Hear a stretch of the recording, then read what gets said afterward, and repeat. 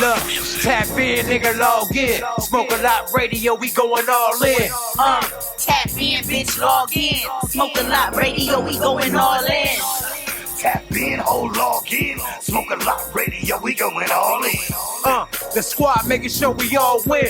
Smoke a lot radio, we going all in. Zilla, I'm the host with the most smoke. Rolling up the most dope. Kato got the most jokes. Simone Taylor keep it sexy for the grown folks. I'm OG, tone low, bouncing on them gold spokes. Smoke, we the #1 podcast. Some other shows, all trash. Amber Rose, all ass. Smoke, broadcasting live from the coast. Sick committee with the jokes. Come and get your ass roast. Killer County, California, nigga, review my file. How to show up on the net. You other niggas is clowns. Pulling buster niggas' cars, pulling whole skirts up. I'm the king of one-liners. Y'all got what the fuck? Since we stepped up on the scene, we got the haters' attention. Only bosses on the set, you other niggas is mentioned. For your back for interviews, nigga, boss up your views. Nigga, fuck your crew. Nigga, who is you? Coming through with the block report. The real spill, cause niggas know I got report. About to give you what you're waiting for. Simone, Kato, and Young, we about to take the floor. And we back like we never left. Other radio shows, they getting put up on the show. Every time we step out, you know we fresh to death. Here to take our reign till there ain't nothing left. You bitch! Hey, who is these niggas y'all talking about? They gon' get on Smoke a Lot with they 400 followers, 17 motherfucking view having ass. Fuck, these niggas crazy than a motherfucker. These niggas crazy than a motherfucker. Fuck it. Hey, Simone, what she got with it? Oh my mama.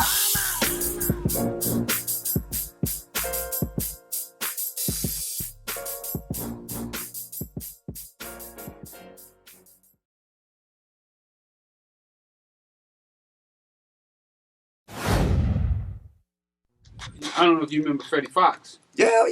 Freddie With the gold Fox teeth. said he went to the concert Nah, looking for his OG. nah, for real. That's It what he thought told me. it thought He it went was to the you. concert looking for his OG, and then when he saw him, he's like, "Man, That ain't him. what you doing, man?" That ain't him. And he said he had words with him. Now Freddie told me he had words with him. Wow. And Freddie, he ain't got no problem with speaking his mind. First don't smoke. It's like what I don't like about hip hop, man, is that money could make a motherfucker be anything. You know what I mean? Like, you could have been a wimp, you could have been some type of sucker nigga in the streets, but once you get that money, it catapults you and puts you in a different position to where certain motherfuckers from the neighborhood that was bosses and kingpins started to accept your way. You know what I mean? Now you got a right to claim these dudes or these gangs or whatever. You know what I mean? But when in the streets, you never was a part of that life or part of that culture, even with them motherfuckers. And with most of them, it don't last. It don't last because they for the money. Exactly. And when you don't know how to function in those circles, and you go back to those circles, it usually backfire and destruction comes from it. Right. And we see that time and time again, when brothers get their money one way, then they go back to the streets, and the streets wind up destroying them and their career or whatever they had going because they don't know how to function in that system, because it's definitely a system that they're going by, and if you don't know the rules and the codes, it can mess you up. Let me land this before you go, Kato. Back when I grew up, my kingpins and legends that we looked up to, they looked back in the 80s, man. They looked at rappers and entertainers like we were suckers. We have some people that want to say hi to you. What up with the boss? doing, John? Interview Hey, like Rick. Z. What up with you? Yeah, long time, man. Fucking with you. I'm doing good. We just finished doing our Hell yeah. Yeah. Rick and his We mom. gotta do one again. Okay. We haven't. How you doing? I'm well. I know who you is. Reggie Wizzle. How you doing, brother? Nice to meet you, Reggie brother. Wizzle, my nigga. How you doing? Boss, man. How you brothers doing? All right. We're gonna try to get you for 2 weeks from now. Let's do it. And we need And you we'll do too, another man. one, We're gonna man. do It's been a yours minute. and It's been a mine minute. out back to back. All right, cool. For sure. Good shit. Got you. All right. All right, y'all be good. Okay. I'll set up with Noah for you. Man, thank you, bro. Appreciate it. Shout out Reggie White, you know what I mean? Gangsta Chronicles, man, you know what I mean? Period. Commercial break, small commercial break. Mob James. Digital Soapbox You know what I family. mean? Come on, fam bam in the building. Gotta man. show homie. Gotta show Gotta show homie homie. to the They see, legendary. what we got in here, man. They see what's going on. You know what I'm Let me- saying? We let me gotta finish. show how. Let me finish what I was saying. Like, I don't know if it was like this in LA, but in Oakland, like, the Kingpins looked at the entertainers and like the ball players and shit, like, not ball players, but like rappers and shit like that, like they was corny. You know what I mean? And like the rappers looked up to the Kingpins and were like dressing like them and emulating the things that as soon as they get some money, they try to dress like the Kingpin in the neighborhood with the donkey robes, the fly shit, the fly cars and shit. You know what I mean? Same with the athletes. The athletes, you got the Deion Sanders, he had all the jewelry, you got Mr. T, all that shit. That shit came from looking like the Kingpin on the block. Like the homie on the block. And then the homie on the block was looking at them like cornball ass motherfuckers. Yeah. I watched some of my Kingpins. I didn't watch, but I heard they beat that shit out of LL Cool J at the Coliseum. You know, not Ladies Love. Man, they slid him on his Kango. No. Slid LL on his Kango. I know you heard about this. They rocked his bell. They rocked his bells because Kingpin's like, nigga, fuck you rap niggas. You better respect who we are. And you know about them boys out there in Oakland from the 9, from the field. No doubt. Oakland got their own rules and regulations. You know what I'm saying? Man. LA found out the hard way. They rocked his bells, buddy. On, man. No Frank Ocean, period. So it was that type of disrespect. You know what I mean? Period. And you could tell it was kind of like still in it, like nowadays, because it was like some Kingpin allegedly in New York that threw the stack of money and Puffy face. Like, nigga, Puffy cornball. Hit him with a stack of money, and then that's when Shine shot the shit in the air, allegedly. But it all came from like some Kingpin dude from out there disrespecting Puff. Like, fuck you, and then threw a wad of money in his face. But that's how real Kingpins from the streets was treating entertainers and shit back in the day. Period. What motherfuckers was scared to say before him. And we found out there's a little more motherfuckers that really want to talk the shit that he talking. That's what got. It's a new day and age. Well, he's saying what the majority of them really feel. You know, they really feel that dark skinned people are taking over, the United States, and they don't want that to happen. You know, their jobs is in jeopardy. I mean, even their existence is in jeopardy. So they want to hold us down. They want to put Spanish people out of the country. They don't want that no more. Shout out Dapper Dan, man. Dapper Dan had a great interview with the Breakfast Club. He was talking the same shit when they did the Gucci ban. He was like, yo, at the end of the day, when people boycott shit, you get results. You know what I mean? You get answers and shit. Now, you boycott a Gucci. This is a brand that only get 3% of the black commerce. It's only 3%. Wow. Like, they got 97% of everybody else buying their shit high price. We only 3 to 5% buying this shit. They own Balenciaga too. That part. So at the end of the day, what Dap was saying is that what he's saying, we got to get somebody in there to learn how to work the shit so we could build our own factories and shit. So Dap, like, I'm in there, like, you know what I mean, just soaking up game. Yeah. So I could branch off and be like, because a lot of these designers started from a Louis Vuitton. They branched off and got their own brand and kept it moving. So he trying to do the same shit. What you talking about? You know what I mean? Straight up. So basically, I want to touch bases on your project with social equity, people of color, low income, and the next phase of licensing. Can you touch bases on that for me? Yeah. I got hip to the social equity about 2 years ago that the city was going to be putting it down, and along the way, because it was really confusing when I first got started. The city didn't know what they were doing, and nobody really understood it. But one day they had a big event out in Watts, and that's when I was able to hook up with my girl Bo Money. Okay. And she started to make the process a lot simpler for me, kept up with all the stuff that the city was doing. Because, I'm so busy, I can't really keep up with the city. I can't look at their website every single day and reading all the stuff that they're doing. So to have somebody that helped you through that process was really beneficial. And so many of our people right now don't even know that there is a social equity program. They don't know that just for living in Los Angeles and being from one of the ethnic groups that you're entitled to apply for a license and you just might win. And right now, if you win one of those licenses, it's almost like hitting the lottery. Hell yeah. Hell yeah. Look, my cousin hit it. On my mama. He got Blunts and more in Oakland right now. You know what I mean? 1,000 people was trying to buy his pass and shit. Like, I ain't selling my shit. But what he did got was some partners.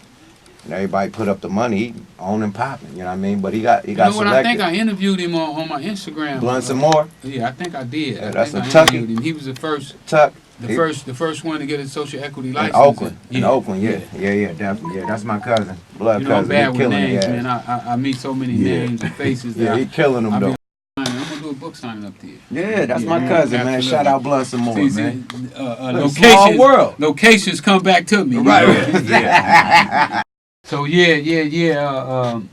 I don't know. I stumbled up on motels though, man. You know, when my mom's put me out when she found out I was selling drugs, and I just started living in motels, and then I was like, man, I go to check in and they don't have no rooms. I'm saying I'm paying $50 a night. This in the '70s. You paying $50 a night for a little bitty room.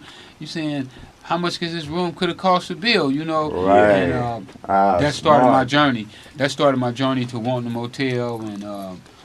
Before I got arrested, I was in the process of building 3 more, and still that's part of my. Now I want a hotel, you know. Fuck a motel. I want the hotel now, man. I don't want a motel no more. I want a hotel.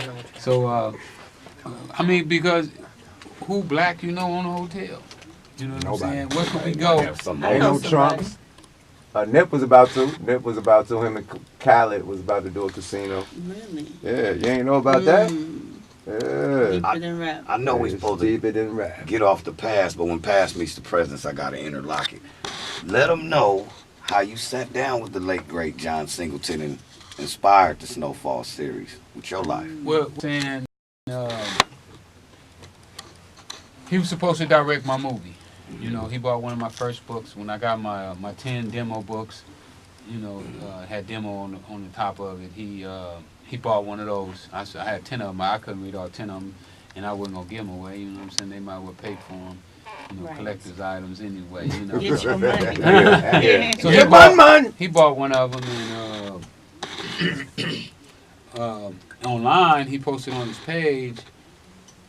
Freeway Rick Ross, incredible story, Snowfall coming soon, but I didn't really know what that meant. You know what I'm saying? Wow. So what? Damn, he wrote the book and came with the Snowfall instant. Yeah. Damn near plagiaristic. Wow. Because we were supposed to been doing my story. You know, he's supposed to been directing. Oh, wow. And the fuck? Rest in peace, John Singleton. But goddamn. We were negotiating with about doing the TV series. When they walked in with the article in Variety that John Singleton had been financed, and I was totally shook. You know, I saw him about 8-9 months ago at one of Red Grant's parties. You know, he's downtown L.A. and I bumped into him, and you know, he almost pissed in his pants. But you know, he totally crossed me. You know? When I ran into him that day, he was talking about, oh man, I want to get you on as a consultant. I'm going to put some money in your pocket. The story ain't about you. And, you know, he went on with all that. But at the end of the day, you know, I was like, man, do what you're going to do, you know. And we just kept it pushing, you know, me and my guys. We just pushed on and went on and enjoyed the party and you know, say I'm gonna do my thing, man. You got to have one of the coldest humble bones in your body. My thing is this: you can't sue these niggas. You can't. I mean, I know you tried with the Rick Ross and end up you having to get sued. I'm talking. That was bullshit. I want to owe $1 million. Yeah, that's bullshit. Fuck that, bro. So that made you not even want to sue again. Like, no, I'll sue again. I ain't got no problem. You better sue the shit out of Snowfall. Hey, you know what I told him? Collect that $1 million. Right, you know what I'm saying? Collect it. Matter of fact, though, when I get rich, I'm gonna get one of them armor cars full of nickels. And I'm gonna drop it out on Crenshaw and tell him come get his $1 million. Come on, man. Get your $1 million, Nicole. Yeah, get a shovel. Everybody had it. Atlanta, they still selling cocaine right now in Atlanta. Like powder. Yeah, like they still doing it in Atlanta right now. They late. So they was late to the party, but they was able to take hip hop to another level because hip hop was just really starting to develop. Right. You remember in the early days, hip hop artists didn't have no money. They was really starving. Right. But as the money started to grow in hip hop, when the artists started to blow at the right time, the money was in place. And Atlanta just happened to be at that point in the cycle. You know, with Jeezy. You know, he was running with Meech. You know, I mean, if you just go through the whole little cycle and look at it. Jay and them, they was doing their thing, right? They was doing their thing. Hey, allegedly, but Jay admit that he lost 95 keys. 99, 90 keys, some shit like that. So Wow. yeah, shit. I mean, everybody done came from the game. Everybody done had to come up. Everybody Stay down to come I mean, up. who else You got was gonna to stay down finance to it? come Who up. else I gonna mean, it finance was a time that you couldn't Period. go to Universal or Warner Brothers and talk about doing a rap label. I mean, if Otis Smith and Dick Griffey didn't tell me that hip hop was a fad, I probably would have wound up being the king of hip hop. I mean, it was very. I was close because I was tinkering with it. I was tinkering hard. Yeah. And when I hooked back up with Otis, and then he took me to Dick and Barry, and these dudes got gold and platinum trophies. Now you talking about guys like DJ Pooh and King T and Spade and them. They really didn't have nothing. Right. You know what I'm saying? So I'm like, oh, you gonna listen to these kids? You know what I'm saying? Right. Who You ain't talking got about shit. hip hop is gonna be this, or You you ain't gonna got listen to these nothing. dudes who driving Rolls Royces? Right. You know what I'm saying? And Right. got gold and platinum albums on the wall. Who you gonna listen to? Who you gonna get the money to? So when it came down to it, was I gonna get the money for Anita Baker's album, or was I gonna do a DJ Pooh album? And you know, I did what I thought was a logical thing, and I gave the money to Otis for Anita Baker's album when I should have been giving the money to DJ Pooh. Which Pooh gave me he gave me some numbers. If he'd have gave me the right numbers, I still would have did his God project. damn, Anita Baker, you Anita can't Baker lose on still that. go. You She can't go. lose on that. You But know, at the time, she go like probably was hip-hop. fading out, and the hip hop was probably taking over. Well, no, she had just this is her first album. Oh shit! Now, hey, Yeah, that you was her can't- first When album. she left Chapter Sweet 8? Love? Yeah, when she On the left Chapter 8. Yeah, okay. Ah, yeah, man. Well, see, That- Chapter 8 was signed to a label that I was supposed to be part owner of, Beverly Glen Music. I was part owner of Beverly Glen Music. See, now you learn Great something moments new when you in have black great music interviews history. and you ain't talking about drug cartels and shit. No disrespect, but you want to talk about real shit that nobody know about and not glamorize, like you say. New shit going on out here. Going What to you, the what doctor you, getting what this you shit. say about it? Retarded. Retarded. You know what I'm saying? One Totally word. Retarded. You know, you catch a fly and he flying upside down, you say, Oh, oh, yours? he's retarded. Oh, okay. All right, yep, definitely. Okay, well, shit, man. At the end of the day, man, you got some cannabis adventures going down. You know, so many white people got rich, you know, Fast, right? off of alcohol when they made it legal. And like everything else with alcohol, you know, it was black bootleggers. Yeah. But with any other business, when they start giving out the licenses, we ain't giving you no license. You know what I'm saying? Because you this, you that. When, you know, Make they ain't- moonshine. They ain't gonna want to say liquor because you license. black, but you know, we already know that that's wind up what happened with everything that happens.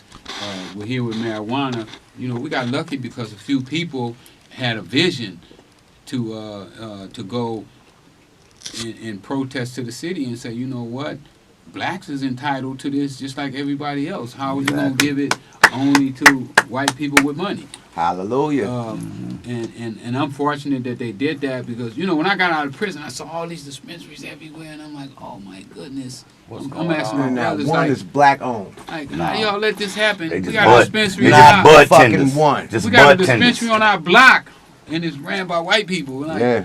what In is the going neighborhood. on? In the What is neighborhood. going Middle on? Easterns and They didn't everybody even come else. over here. You know what I'm Yeah. saying? Unless they was in the black and white police car. Right. So when I saw that, I thought that I would never have a chance to participate, to have the laws change and transfer to where now not only am I going to have a chance to participate, but I'm going to probably cut the legs off of it, you know what I'm saying, and bring it down to my size where I can see it, you know, up close and personal. Monetize it. Yeah. So name some of the products that you coming out with your brand, and name the name of your brand also to promote where they can get it and all that. Man, I'm going to do everything. All the shit, all the Everything above. with this. I'm going to go in the store. I'm going to tell y'all, all y'all get ready. I'm going to go in the store. I'm going to look at your product, and I'm going to make something to compete with it. Right. It's plain and simple. Period. You know, Bottom it's line. Juices, edibles, gummy CBD, bears, CBD, all the shit. marijuana. Vape pens. I got to everything, all get the mine.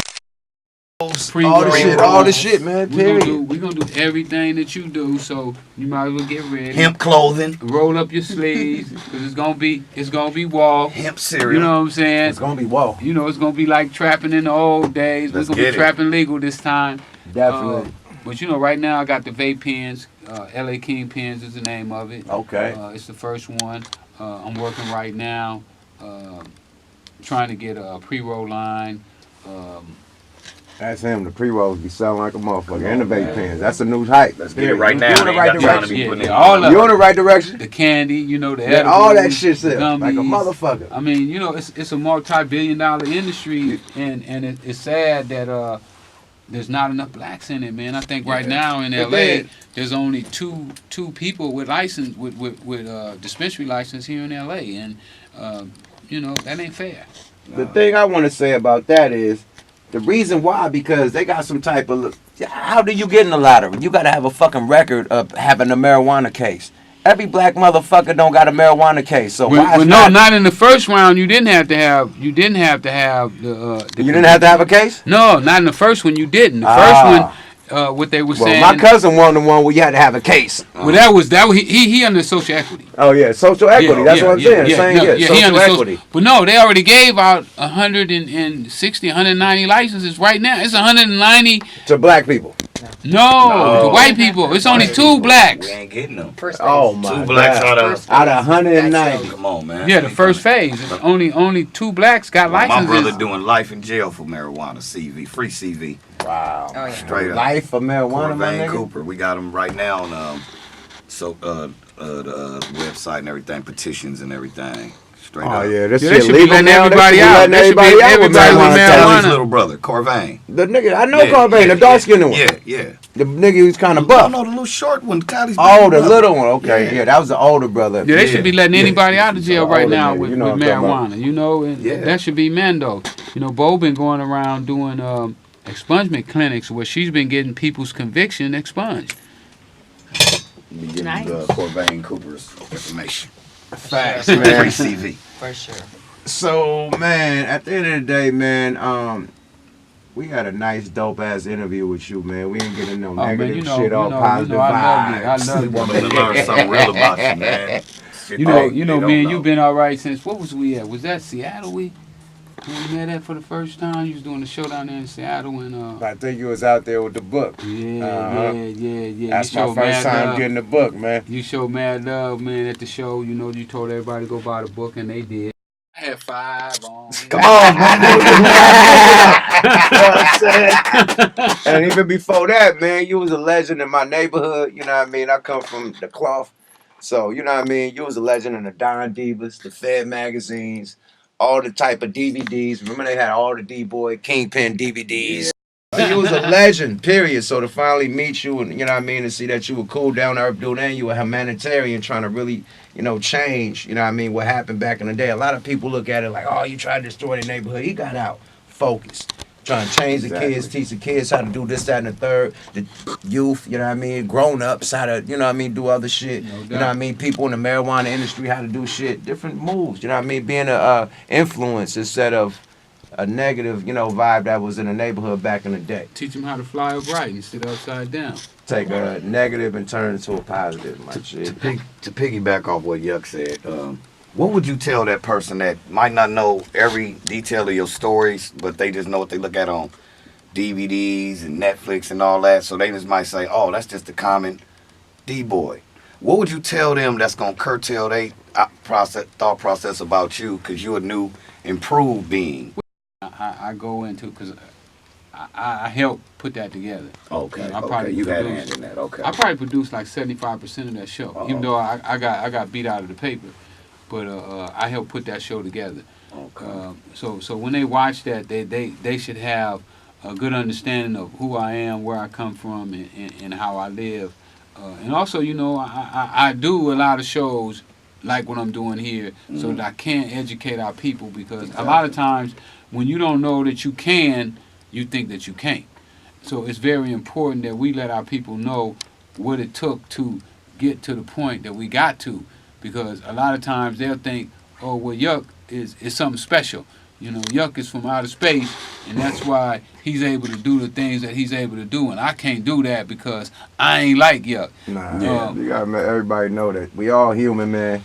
And we all got Life's about opportunities, second man. chances, man. We just And you have to make a lot of sacrifices, You gotta man. sacrifice worked a lot. You worked at your skill. You know, you A have to. long ass time, bro. And That nobody shit would didn't listen happen to you. overnight. Nobody, hell no. Yeah. See, they don't know at one time. Nobody wouldn't even listen to Man, you. they don't know about junior high school when nobody gave a fuck about us, period. But this nigga's in high school. And then we got into the era where, you know, we finally was able to hear. But my biggest disappointment came from my sister's boyfriend. He was a Kingpin, right? This is the 80s and shit. He signed Pool Man. Pool Man that played on Minister Society.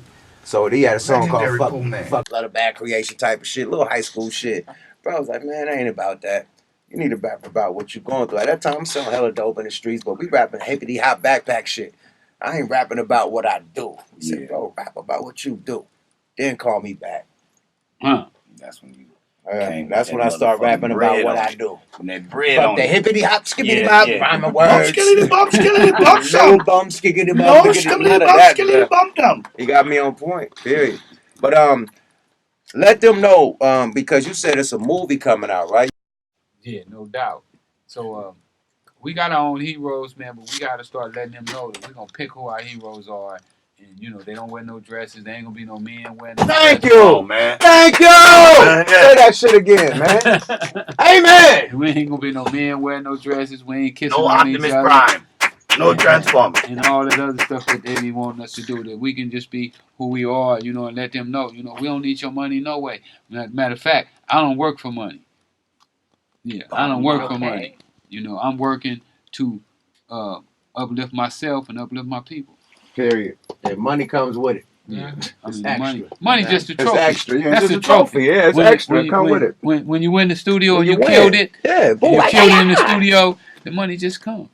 Money comes, my G, man. Thank you, man. You blessed us with so much game, man. It's an honor to even have the legendary, like you said, a street hero, man. We got a street hero, street icon in the building. Freeway Ricky Ross, man. Make some noise, smoke a lot radio. So you cap off episode 10. Man, give with them a 10 dismount. Right. Interview. Man, give the social media handles. Give them Y'all give me at Freeway Ricky all over the place on social media. Also, my website, if you want to get a copy of the book, Yes. you can go to my website, freewayrickyross.com. Order your book right there. Don't go to Amazon, please. Jeff Bezos do not need no more money. No Amazon. No Amazon.com, baby. No. Go get it from your boy, and if you ask me to, I will autograph your book for you. Okay. That's how we Man, do it. yeah, man, thank you for having the boss of all bosses, man.